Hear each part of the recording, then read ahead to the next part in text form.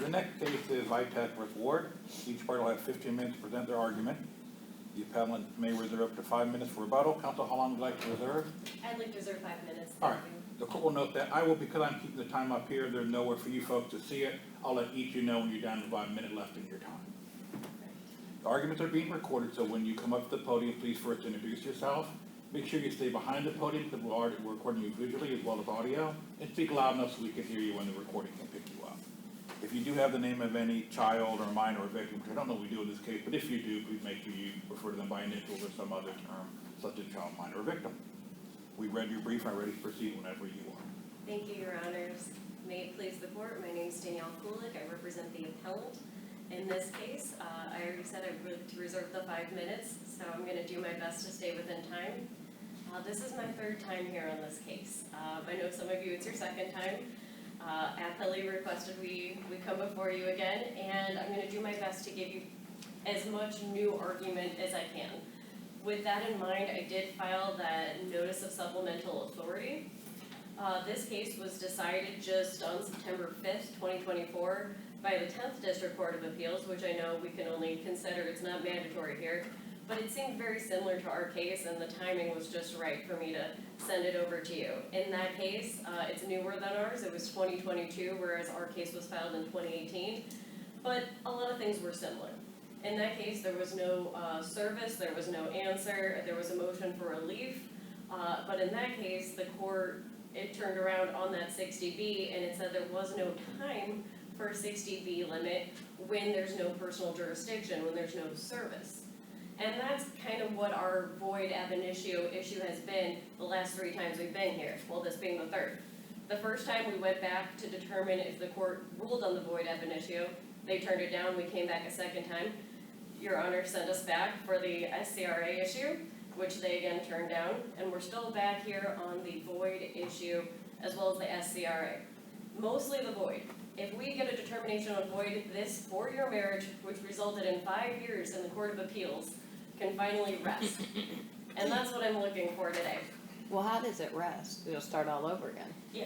So the decree that has my client paying 3 years of spousal support to a 4-year marriage, $100,000 of support that doesn't allocate any of his debts will finally be gone. Right, but I'm saying you still. We have to do a divorce. Yes, you start all over again. And there are wonderful de facto issues. I can't wait to argue in that new case, but I have been waiting 5 years to do that case. And that is what I strenuously am here to look for. So what is the status of the spousal support? It is unpaid. As I noted then, he was $30,000 in arrears on temporary orders. As we sit here today, 5 years later, nothing happening. So that's why I'd like to progress this case forward. Unfortunately, he's paying more in attorney's fees coming back here to say how he wasn't served. And his duty to apprise the court of his address, and all those duties come into play after service. Isn't there a stipulation that your client waived service? There was an agreement from attorney, I want to say it was Paul Cray, at the beginning of the case. However, he had not filed an appearance of counsel and there was no signature by my client on there, and attorneys are not listed, even in 2018 under Civil Rule 4.2, as a person that can accept service on behalf of an individual. Now, But all that could have been raised in the prior appeals. it has been. Okay. This is my third time. But my whole point is, Yeah. it either could have been or was raised, and so why do we get to look at it again? We gotta look at it again because in each of the last 2 times when, I wanna say it was Judge, I can't remember who sent it back, Judge Callahan sent it back the first time. He said he's not gonna rule on the merits of the void issue, just the court needs to. And then last time, when your Honor Judge Stevenson sent it back, it was just on the SCRA issue, and there's still been no determination on whether or not the void issue was properly determined by the court. So this time, I'm hoping that we can determine that the void issue was not properly determined by the court when it got sent back by Judge Callahan. My client's duty to update his address only happens after service. They had 1 year to serve him under Civil Rule 3, even existing in 2018. If you look at the docket, he was not served. The docket, I've got to compliment Medina County. It shows you each and every document that's sent at every stage. So what it does show is that my client was eventually served with a contempt notice, and he was served with that May 14th, 2019, which was less than 30 days before the hearing, on contempt. He was never served with anything related to the divorce. So the complaint for divorce was never properly served upon him, and the contempt is a non-issue. He wasn't found in contempt. So the complaint for divorce that ultimately resulted in the decree is the thing that needed to be served on him, and is reflected in the docket as never having been served on him. The consolidation that our court just relied on in the final decree I'm bringing in front of you today, that I put case law in there under Rath versus Haycock. Consolidation does not do away with my client's rights to be served. And if we can look at the docket again, and even the judgment entry, they know not only did their client not serve my client with the divorce, my client didn't serve their client with the divorce, those were consolidated, and sua sponte, they made my client's divorce complaint an answer, and that can't be done. He still has a right to be served. I just don't understand how the stipulated agreement that you're waiving service doesn't play into this. Because there's no rule in Ohio that allows an attorney to stipulate to that. It has to be signed by my client. But they can waive service, an attorney can waive service on behalf of his client. Not under the rules that I've laid out for you in 2018. In 2018, at least, there was no case law that said that, and I honestly, before you today, I couldn't tell you a single one that allows it. It says that. Because that usually doesn't happen, you're saying there isn't any case law. Right. And typically it's not appealed, if there is a stipulation, right? I would say it's not generally appealed, no, but here, again, when I'm looking at 2018, Civil Rule 4.2, it says that there has to be personal service upon my client. He is a personal, and he was out of state, he was an out-of-state defendant, they had to serve out of state. Rule 4.2, different from the case I have just briefed you on from the 10th District. 4.2 does state that the requirements that a notice be filed back with the court saying that service was completed doesn't have to be within 60 days. However, the 1 year requirement from Civil Rule 3 still applies. So here we are, again, like I said, 5 years later, Civil Rule 3, 1 year to get service, and again, I'm still here to state that that agreement from the attorney that never filed an appearance on the case, never filed an answer on the case, and essentially was on the case for, I wanna say, less than 30 or 60 days, does not constitute my client waiving service. Alright. If there are no more questions, that's actually all I have for you, coming forward a third time. Thank you, Your Honors. Thank you. You have your remaining time for rebuttal.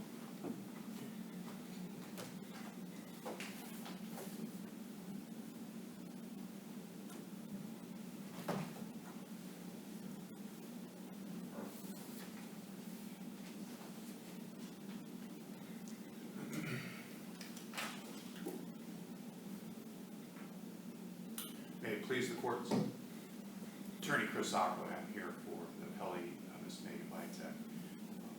Thank you for hearing our arguments today. So this court in the first appeal, it was sent back. This case was sent back in the first appeal because you indicated that the trial court did not consider whether Mr. Ward was entitled to relief through the court's inherent power to vacate a void judgment. That was dealt with in the second appeal after the court made a decision. At that point, the trial court, it came back up on a second appeal. And in the second appeal, went through the analysis, both there was a assignment of error that said that the court never had personal jurisdiction, and the court violated Mr. Ward's SCRA rights. And so this court, in its analysis, had went through and said, well, the court didn't analyze the SCRA rights, so we can't finalize this until the court did that. And so I understand that Mr. Ward wants to continue to talk about personal jurisdiction, but I think this court has already ruled that it has personal jurisdiction, otherwise we wouldn't be back here on the sole issue of SCRA rights that this court put in its last judgment, sending it back to the trial court. However, there's a lot of discussion about being personally served. What I would tell you is the trial court in its decision this time around went through an analysis discussing the fact that the defendant, Mr. Ward himself, availed himself to the court substantially at the trial level for the divorce that basically put himself in position to have service. And so what I would tell you, as a reminder, there are a couple different cases. The trial court case, which is 18-DR-0266, that's the one that this keeps getting appealed from. There's also 18-DR-0340. That case is the case in which Mr. Ward himself filed a divorce against Ms. Megan Vitek. And so those two cases went together until early on in the case, in August 30th of 2018, the court itself consolidated Mr. Ward's divorce case into Mrs. Vitek's divorce case. So he started his own divorce, and then within the 18-DR-0266 case, through an attorney, he filed a reply for motion for spousal support. There was an acceptance of service that's been noted by this court. Then one counsel withdrew, another counsel did. It's a waiver of service, not an acceptance, counsel. I apologize, it's a waiver of service. As counsel waived service in this case. Yes, you know what I did is I read what was put in the docket, which isn't correct. It was a waiver of service. That is correct, Your Honor. Is that done on the record? Is there an actual filing of waiver of service, or how does that appear? So whether the document at some point filed saying, in this case, service was waived, and September. Attorney Cray or whoever signed that. Originally, the attorney on the case for Mr. Ward in his divorce case, which was consolidated to this case, was Mr. Paul Cray. And Mr. Paul Cray at that time had accepted service waived service in an agreed journal entry dated September 13th of 2018. When he asked to get off the case and Mr. Attorney Lee Grosscup came aboard, on December 7th of that year, they filed multiple, a motion for leave, to answer interrogatories, a notice of service, issuing his own discovery request to our office, supplemental request, a motion to ask for more than 40 interrogatories, and then on December 18th, the certificate of service notifying that he's provided discovery. There was orders based upon the motions that Mr. Grosscup filed on behalf of his client. A motion continued by the counsel for Mr. Ward. Then he requested to get off the case because he was released as counsel. And even Mr. Ward himself had two filings in this case. It was a March 7th request to appear telephonically for trial, along with other requests there. And then the day before trial, also filed another request. He availed himself to the court. He knew what was going on, and whether personal service was actually made, he was substantially worked in this case. And so the fact that they want to keep bringing up that he had no idea, he didn't really participate, is extraordinary. It's amazing that we're still having that argument. Nonetheless, this court said in the last time, all right, brought up sailors and soldiers relief, but you need an analysis of that from the trial court. The trial court went through that. And the first thing I would tell you is the first time that was brought up was not at Mr. Ward's 60B motion a year and a half after the judgment entry divorce came about. It was after that. In fact, we were, I think, in the very first oral argument when that continuously came out, and then it was brought up the second time. It wasn't brought up within the first appeal. I think the time to argue Sailors and Soldiers Relief Act is gone because it wasn't brought up in the first initial motion for relief as well as on appeal before you the first time around. However, notwithstanding that, the trial court, if you read the trial court's decision, it goes through a specific analysis giving the rule for each of those, how the Sailors and Soldier Relief Act would actually fit for Mr. Ward. And in any way that you want to look at it, it does not fit for him. Yes, Your Honor. Do you think this case is unique from the other cases because two people filed complaints for divorce? So, we're talking usually in the context of a defendant not being served with a complaint, but now we have two people who essentially consented to jurisdiction by filing their own complaints and then having that consolidated. That's not a typical scenario. Well, a couple of the cases that I noted when I was looking into this today, the Quantico case that was brought up, that dealt with a defendant sending a letter to the clerk of courts that didn't sound like it was even filed. Hey, can I get a request of what the docket looks like? Well, I'm talking about personal jurisdiction again, I'm sorry. Yes. I circled back to that, I'm sorry. Yes, but yes, again, he filed his own divorce. I think that he puts himself in the court's jurisdiction just by filing for divorce at that point. This is a question you're probably not expecting, but I just want to know if you know the answer. I don't know the answer. I know that there is a proposal to change Civil Rule 4D to clarify waiver of service. So apparently we're talking about making a rule change, or do you know anything about that? Because I think that plays into this. Your Honor, I don't know what's behind I learned that, it, and I so. don't remember, and I know it has to do with making it more clear about waiving service.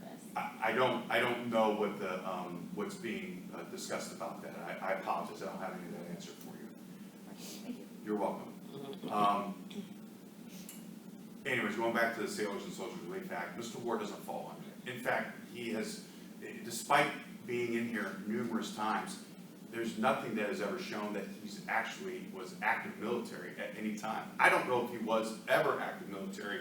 If he was, thank you for your service, but at no point has he ever said that he was active military. Now, there was a discussion in that maybe Ms. Vitek said, yes, I know he's in military service at the I think the trial, and there was some discussion that based upon that alone, the court needed to stop at that point, and that's not what the rule says. The rule says if he has not availed himself at any, never made an appearance, which he has made an appearance.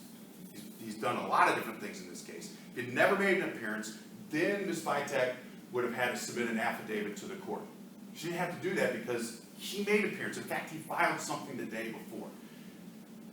The next piece of it is that if there is, he has to request a stay. If he has to do that, it's his request, and if he doesn't request the stay, he has to ask within 90 days of the judgment entry to be able to get this court to come back. Now, there is a piece in there on the court's own motion. It may stay if it wants. That's in the SCRA language there. But the court didn't have to do that despite Ms. Vitek bringing it up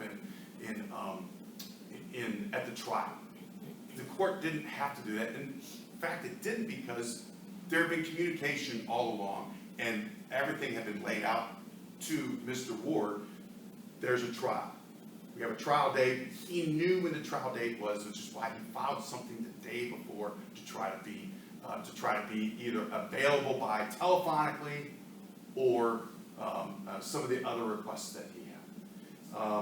Unless anyone has any other questions, I don't have anything further. I don't know how much time I have left. About 5 minutes, but if you Okay.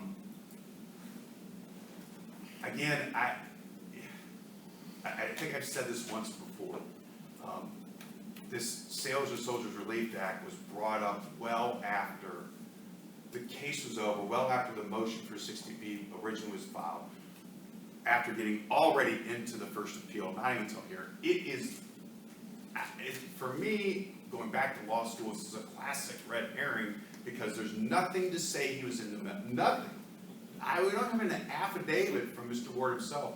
I was in the military at this time. I'm afforded this. Nothing to show. It's just thrown out there, hey, the court didn't make this analysis. The court made a strong analysis in its final judgment entry from January this year. Yes, Your Honor.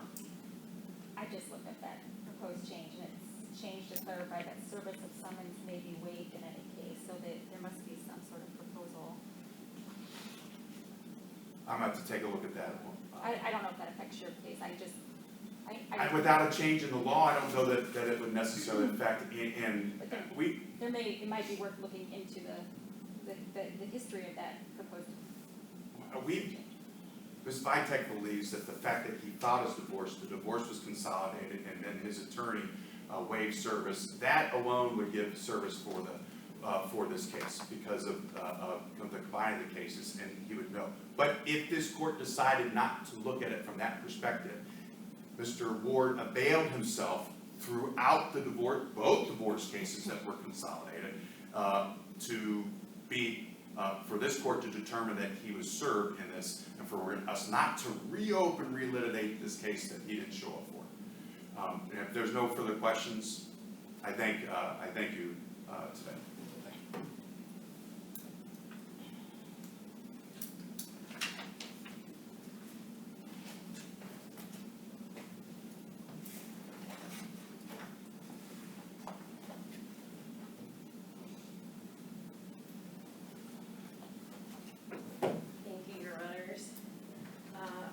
Touch on a few things he mentioned. I don't believe my client's availed himself substantially of this case, as noted in the pleadings. His discovery extensions, motions to appear, several 60 motions for relief that were a little early, those were all akin to asking for time to plead, asking for leave to plead, like Maryview. Those are more akin to trying to go to court and showing up and asserting that I haven't been served. Those are akin to this appeal, which doesn't confer jurisdiction. He has no other rights if he doesn't say, hey, you guys forgot to serve me. That doesn't give service. So I don't believe that his were substantial availing of jurisdiction under Maryview. And similarly, personal jurisdiction in the SCRA can be raised at any time, not like 60B or 60A. They can be raised at any time, so he's not out of time for those. And this court would have noted that in the last appeal if he were out of time for the SCRA. But I hope this court sends it back to void the judgment, even if it's on the SCRA that he should have had 90 days after returning from service and only had 30. This judgment needs to be voided. The decree, he didn't get to show up to his own trial. He didn't have any of his rights. And we're in a court of equity in the domestic relations court, and this wasn't equitable. The waiver of service rules, I think I stated last time, but I want to be more specific now that I've had a chance to collect my thoughts.